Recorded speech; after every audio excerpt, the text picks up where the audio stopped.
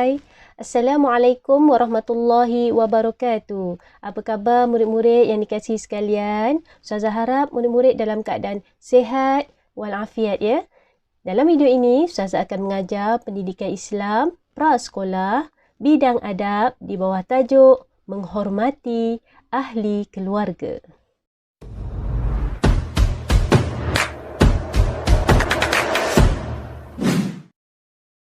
Baik murid-murid, sebelum kita memulakan pembelajaran, mari bersama Ustazah untuk membaca doa belajar.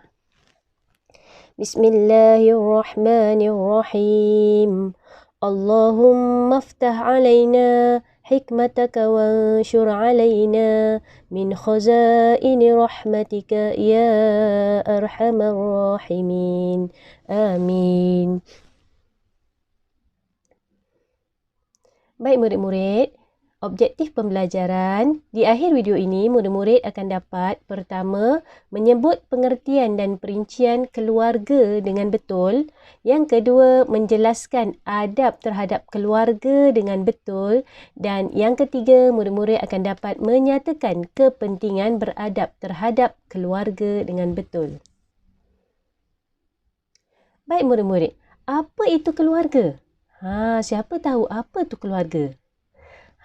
Keluarga ialah orang yang mempunyai pertalian persaudaraan dengan kita. Apa maksudnya tu? Ya, kita tengok siapa dia keluarga ni. Keluarga terdiri daripada ibu, ayah, kakak, abang, adik, datuk dan nenek ya.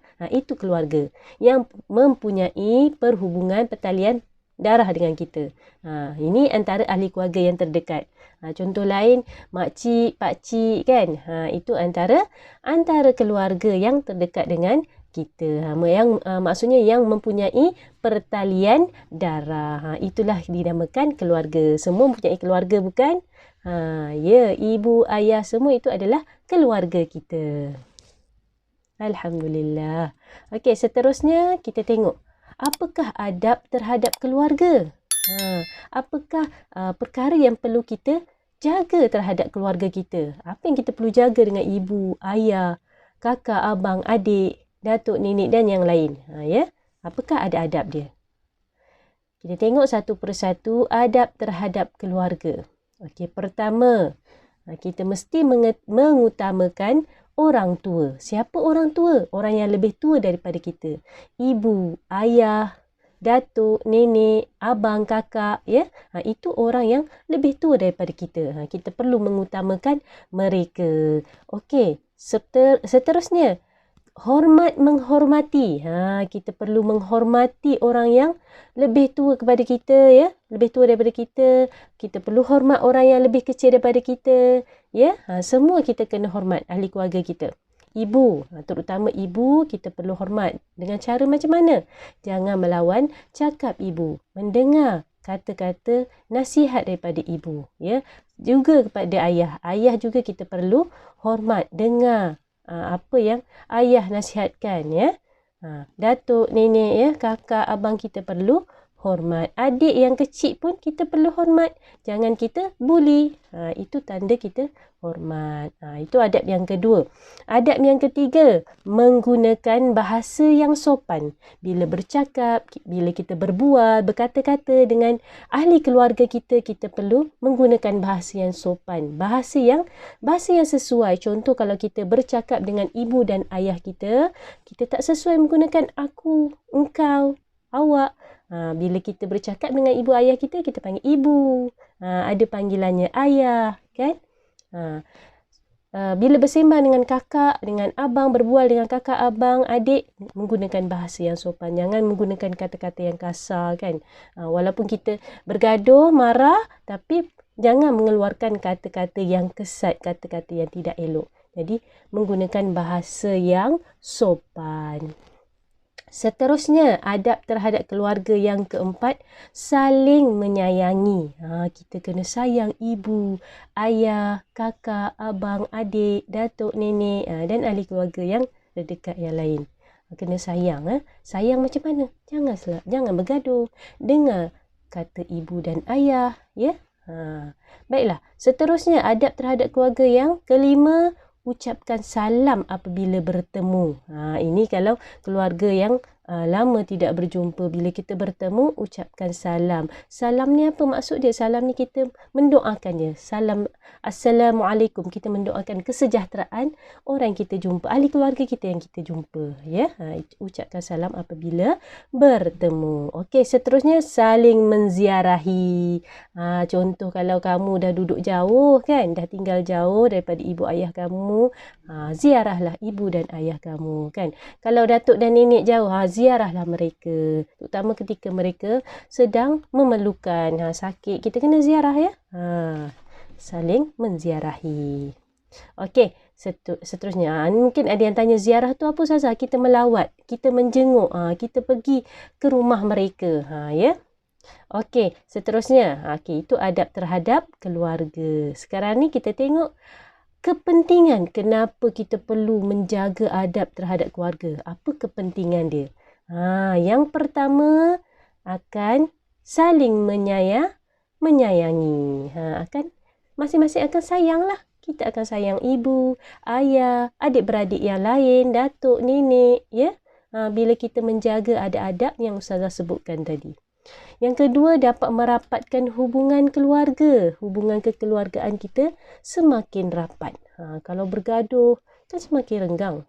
Jadi bila kita menjaga adab, sayang, mendengar cakap, jadi hubungan kita semakin erat, semakin rapat. Okey.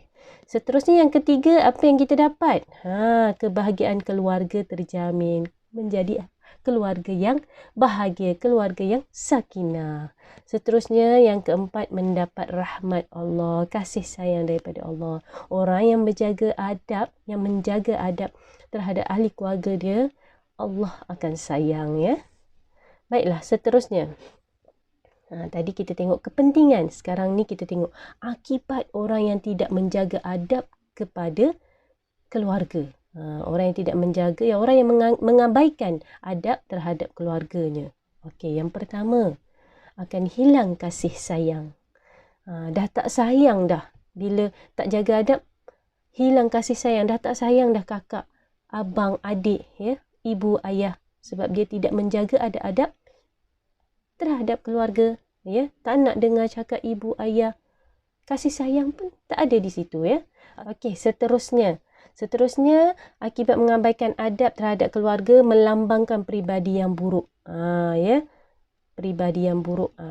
Orang pandang kita dengan peribadi yang buruk lah. Bila kita tidak menjaga adab-adab terhadap keluarga, melawan cakap ibu ayah, sentiasa bergaduh dengan abang, kakak, adik. Kan, budak ni kan dia suka bergaduh lah. Nanti ramai orang tak nak kawan kan. Jadi jagalah adab dengan ahli keluarga.